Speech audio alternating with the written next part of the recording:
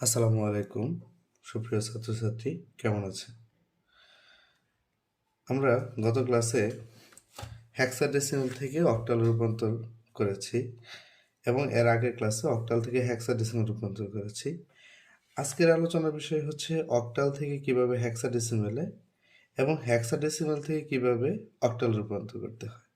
দেখেন, এখানে একটা বিষয়, অক্টাল থেকে হেক্সাডেসিমালে রূপান্তর করার সময় অবশ্যই বাইনারির সহযোগিতা নিতে হয়। কারণ হচ্ছে অক্টাল থেকে সরাসরি হেক্সাডেসিমাল যাওয়ার কোনো সুযোগ নেই। একইভাবে হেক্সাডেসিমাল থেকে অক্টালে রূপান্তর করার সময় বাইনারির সহযোগিতা নিতে হয়। এখান থেকে সরাসরি কোনোভাবে হেক্সাডেসিমাল থেকে অক্টালে যাওয়া যাবে না। দেখেন কিভাবে। প্রথমত হচ্ছে আমরা অক্টাল একটা সংখ্যা লিখি। ধরেন এখানে অক্টাল একটা সংখ্যা আমরা রেডিক্স পয়েন্ট সহকারে লিখবো, তাহলে আমাদের দুইটা জিনিস একসাথে শেষ হয়ে যাবে। যেমন এখানে লেখা আছে 7625, একটা সংখ্যা লেখা আছে। এই সংখ্যাটা আমরা প্রথমে কিসে রূপান্তর করব? বাইনারিতে। আমরা জানি যে অক্টাল থেকে বাইনারিতে রূপান্তর করতে হলে প্রত্যেকটি সংখ্যাকে কি করতে হবে? 3 বিট করে রূপান্তর করতে হবে। হ্যাঁ, তাহলে 3 বিট। 7-এর 3 বিট যদি হয় 3টা 1, 6-এর যদি 3 বিট হয় তাহলে 1 1 0। রেডিক্স পয়েন্ট ঠিক রাখবো।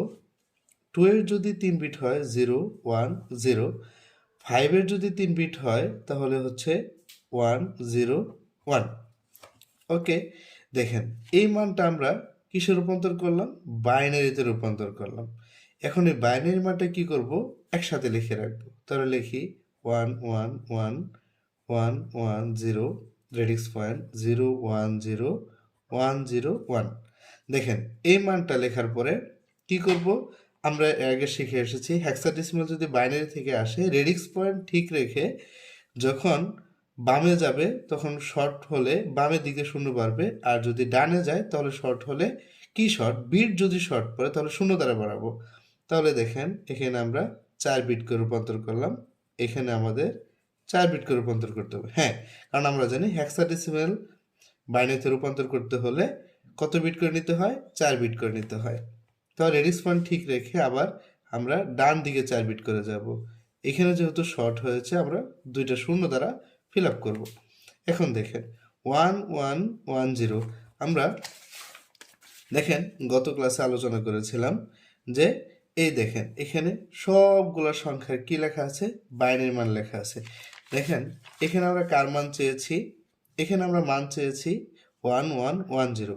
তাহলে দেখেন এখানে 1 1 1 0 মান কত? 1 1 1 0 মান হচ্ছে ই।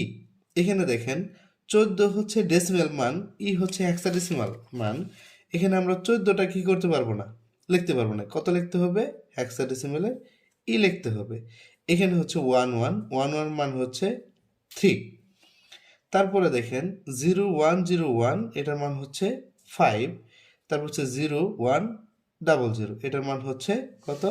4। এখন এটা আমরা একসাথে লিখি 3 ই রেডিক্স পয়েন্ট 5 4। এখানে মান কত আসলো?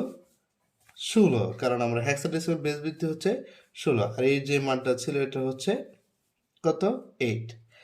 এখন আমরা হেক্সাডেসিমাল থেকে অক্টাল সম্পর্কে জানবো। হেক্সাডেসিমাল থেকে অক্টাল বের করতে কি করে করতে হবে? বাইনারি। তাহলে ধরেন এখানে লেখা আছে এ বি বি এ, তারপর এখানে রেডিক্স পয়েন্ট এখানে আছে সি এ। দেখেন এই রেডিক্স পয়েন্টটা ঠিক রাখবো আর এই মানগুলো আমরা সাজিয়ে ফেলবো। মানগুলো সাজিয়ে এর মান কত? এর মান হচ্ছে 1 0 1 0। বি এর মান হচ্ছে কত? 1 0 1 1। এই বি এর মান হচ্ছে 1 0 1 1। এর মান হচ্ছে 1 0 1 0। রেডিক্স পয়েন্ট ঠিক রেখে সি এর মান হচ্ছে 1 1 0। এর মান হচ্ছে 1 0 1 0। হ্যাঁ, দেখেন এর আগে ক্লাসে আমরা আলোচনা করেছিলাম এই যে মানগুলা। দেখেন এর মান হচ্ছে 1 0 1 0, বি এর মান হচ্ছে 1 0 1 1, সি এর মান হচ্ছে 1 1 0 0। দেখেন ঠিক কিন্তু সেম মানটাই আমরা এখানে লিখেছি। আপনারা ওই মানগুলা সাজিয়ে রাখবেন খাতার এক পাশে, তাহলে আপনাদের অঙ্ক করতে খুবই সহজ হবে। তো রেডিক্স পয়েন্ট ঠিক রাখবো। আমরা জানি বাইনারি থেকে অক্টাল করতে হলে কত বিট করে রূপান্তর করতে হয়? 3 বিট নিয়ে। তাহলে 3 বিট, এখানে 3 বিট, এখানে 3 বিট, এখানে 3 বিট, এখানে 3 বিট, কম হয়েছে এখানে 3 বিট। এটুকুর মান হচ্ছে কত 2, এটুকুর মান হচ্ছে কত 7, এটুকুর মান হচ্ছে 6, এটুকু হচ্ছে 5, এটা হচ্ছে 2, এখানে হচ্ছে 1। এখানে দেখেন তাহলে দেখেন এখানে হচ্ছে 3 বিট, এখানে হচ্ছে 3 বিট, এখানে কম হয়েছে আমি নিলাম 3 বিট। এটুকুর মান হচ্ছে কত 6, এটুকুর মান হচ্ছে 2, এটুকুর মান হচ্ছে 4। তাহলে দেখেন আমি 3 বিট করে কিন্তু খুব সুন্দর করে এখানে সাজিয়ে রেখেছি। দেখেন 1 2 5 6 7 2 6 2 4, রেডিক্স পয়েন্ট ঠিক রেখেছি। এখানে দেখেন মান চলে আসছে অক্টাল, এটা হচ্ছে হেক্সাডেসিমাল। ওকে, এখন ছোট পরিসরে যদি দেখাই তাহলে দেখেন এ যদি মান বের করি, কত মান বের করব 1010। এখানে রেডিক্স পয়েন্ট, এখানে যদি ধরেন আমি 9 লিখলাম, তাই রেডিক্স এখানে মান হচ্ছে 1001। তাহলে দেখেন এখানে আগে 3 বিট করে সাজাবো, তাহলে 1010 রেডিক্স পয়েন্ট 1001, এটা কিন্তু আমাদের হেক্সাডেসিমাল। তাহলে দেখেন 3 বিট,